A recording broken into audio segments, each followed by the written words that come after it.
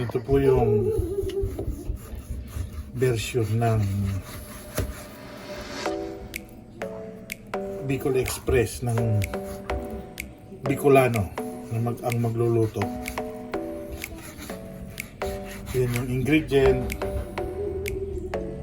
gata, nilalagyan ko ng cooking wine, sibuyas, bawang, tapos alamang. So medyo malaki ng konti, nasa inyo na po yan. Ako, ganyan ako hiwa. Masyado namang maliit kung lilitan pa.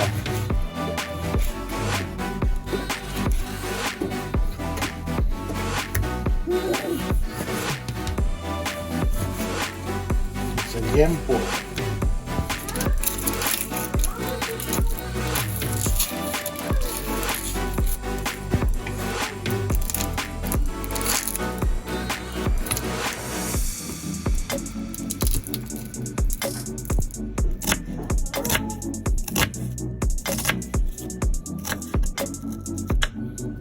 Mabilis matututong agad. Kailangan sa akin, inuuna ko yung sibuyas.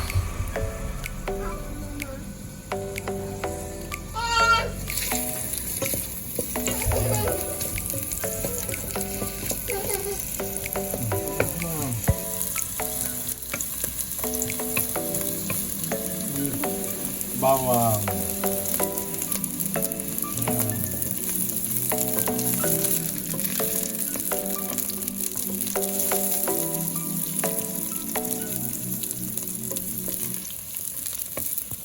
Susunod na natin ay baboy. Nalagyan natin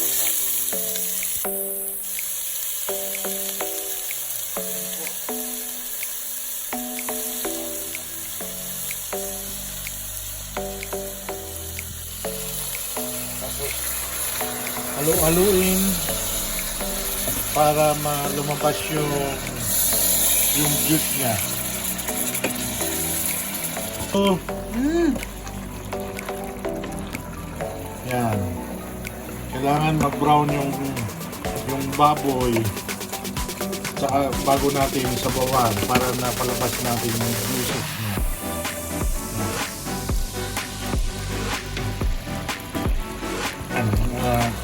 Tapos na yung mga juice, lagyan natin ng cooking wine. Tinatansya ko lang siguro mga isang kutsara, isa't kalahati para sumarap yung lasa niya.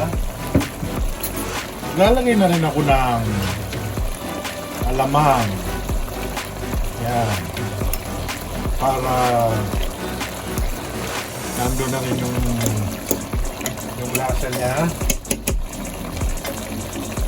Mano natin ng paminta.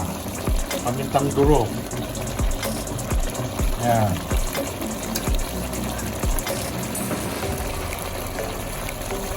Okay.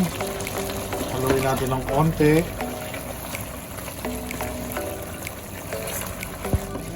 Yum, yum! Amoy pa lang, ulam na. Pili na tayo ng tubig. Tantayin nyo lang. Huwag masyado. Kasi mamaya, maglalagay pa tayo ng gata. Yan. Pakukulayin natin. Aantayin natin lumambot yung baboy.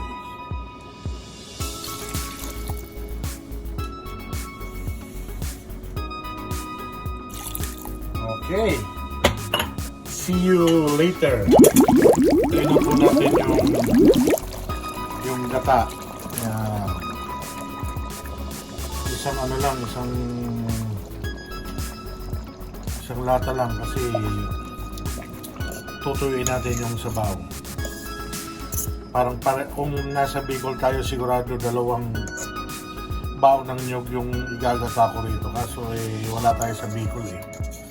Kaya isang lata lang na gata. Pwede na rin yan. Antayin natin tutuyuin natin para magmantika yung sabaw.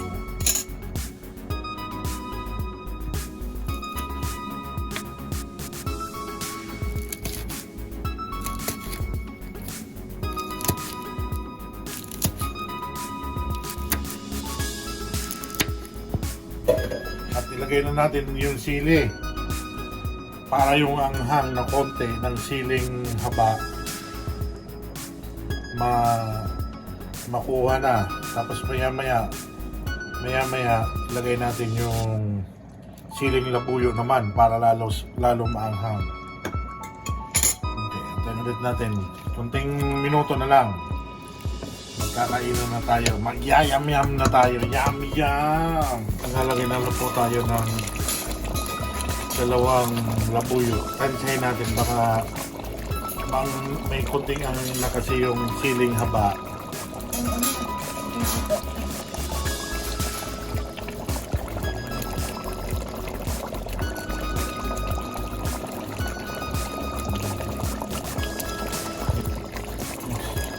Naglagay na po ako ng dalawang siling labuyo. Ayan, dinurog ko na. Tinatansya ko kasi baka masyadong maanghang. May bata nakakain eh. Pero yung siling haba, meron ng konting konting anghang. Kaya ayan. Tapos palapot na ng palapot yung yung gata Mamantika na yung gata niyan.